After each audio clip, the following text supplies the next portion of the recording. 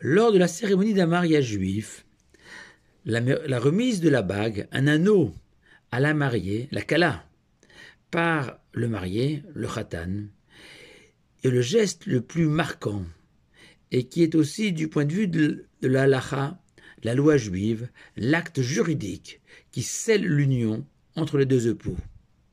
Ils sont désormais officiellement mariés aux yeux de Dieu, et seul un divorce ou la mort d'un des deux époux peut rompre ce mariage et permettre aux conjoints de retrouver leur célibat. À la lumière de la Mishnah, cette remise de l'anneau est en fait un kinyan, littéralement une acquisition, où le mari achète sa future épouse en échange de cette bague. Et en théorie, même si la coutume est d'offrir un anneau, on pourrait donner un objet quelconque présentant une certaine valeur, voire une somme d'argent liquide, même si cette manière de faire est choquante et désapprouvée par la halacha, pour des raisons évidentes. En un mot, un peu brutal, pour la Torah, l'homme achète sa femme. Et la seule prérogative de la future épouse est le loisir d'accepter ou de refuser la bague de son fiancé. Mais en aucun cas, la femme n'offre quoi que ce soit à son futur époux lors de la cérémonie du mariage. Pour cette raison, il n'y a jamais d'échange d'anneaux sous la choupa. Et si malgré tout, la mariée veut offrir une alliance à son fiancé, la remise de l'alliance se déroulera à l'issue de la choupa du mariage pour bien signifier au marié que seule la remise de la bague du khatan à la kala compte. Et évidemment, il convient de tenter de comprendre le sens de cette acquisition.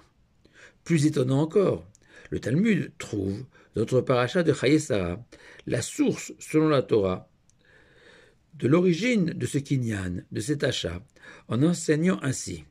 De la même manière que notre patriarche Abraham a acquis pour 400 cycles d'argent le champ d'Éphron, un lopin de terre, ainsi l'homme devra acquérir sa fiancée pour qu'elle devienne son épouse. Comparer l'achat d'un champ, d'un morceau de terre à une femme que l'on marie, vous exagérez, monsieur le rabbin, malgré toute l'amitié que l'on vous porte. Rabbi Yoshua Falk, connu sous le nom de son ouvrage, le Sma, sage ukrainien du XVIe siècle, commence par expliquer qu'en aucun cas on ne peut comprendre qu'un mariage juif serait un achat classique de la femme par l'homme. En effet, la bague offerte à la mariée ne constitue aucunement la valeur de l'épouse, comme dans une acquisition classique où le prix payé correspond à la valeur du bien acquis par l'acheteur. Qui plus est, que selon la halacha, il suffit d'offrir à la kala un objet, une valeur de shvevruta, soit quelques dizaines de centimes d'euros, tout au plus, assurément pas la valeur d'une épouse.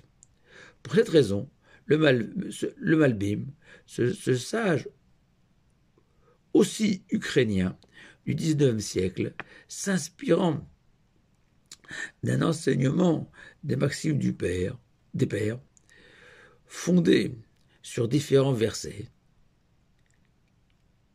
L'Éternel a acquis 5 choses: la Torah, le ciel et la terre, Abraham notre patriarche, le peuple d'Israël et le temple de Jérusalem. Et évidemment, il est impossible que Dieu a acheté quoi que ce soit. Non. La notion de kinyan, d'acquisition de Dieu, de ces 5 éléments, doit être compris comme Dieu s'est attaché à ces 5 choses, s'est lié avec eux, au point de faire corps avec la Torah, Israël, le ciel et la terre, le temple et Abraham. Et que dans cet esprit, la Torah exige de l'homme, candidat au mariage, de se lier pleinement à sa future épouse, de ne faire qu'un avec elle, et que l'objet offert à la kala n'est que l'expression de cette volonté de construire, de bâtir un foyer juif reposant sur un amour sans limite pour son épouse, pour Dieu et pour ses valeurs. et qu'à travers cet anneau, l'homme va proposer à la Kala d'accepter cette proposition d'être aimé de son mari, comme Dieu aime les enfants d'Israël notamment. Car l'obligation de pérenniser à la fois l'humanité, mais aussi l'idéal du judaïsme, incombe à l'homme, selon la Torah. Or, cette pérennité passe obligatoirement par un couple juif, maillon indispensable, à la fois pour une reproduction heureuse et réussie, mais aussi comme le lieu privilégié dans la transmission de valeurs, plus encore qu'à l'école ou à la synagogue. Et la phrase ou la formule prononcée par le marié pour accompagner la remise de l'anneau, Ariat Mekudeshetli, traduit parfaitement cette idée, puisque même si elle signifie littéralement, selon Tosfot, voici que tu m'es réservé, car désormais tu n'es plus libre d'épouser un autre homme que moi. Mais Mekudeshetli peut être aussi compris que pour moi, toi ma femme, grâce à toi, je pourrai réaliser ma mission sur terre, être un vecteur de Kedusha, de sainteté, d'amour de Dieu et de son prochain. Et que dans cette perspective, l'image du champ, du lopin de terre comparé à la femme est merveilleuse. Car nous savons tous que même s'il existe des terres de différentes qualités, produisant toutes sortes de pousses, telles les femmes, plus ou moins portées sur les valeurs spirituelles et morales. Mais quelle que soit la terre, rien ne poussera sans un travail quotidien acharné de l'homme de son champ. Ainsi, dans un couple, nous savons tous que le mariage n'est pas le couronnement d'une romance amoureuse, mais bien le début d'une aventure, d'une construction, d'une maison juive, dont les pierres sont les mitzvot, la lumière, la Torah, la décoration intérieure, les enfants heureux de grandir dans cette maison, et le feu intérieur, l'amour que se portent les conjoints. Et dans cette maison, la Shekhinah, la présence divine, brille et réside, selon nos sages.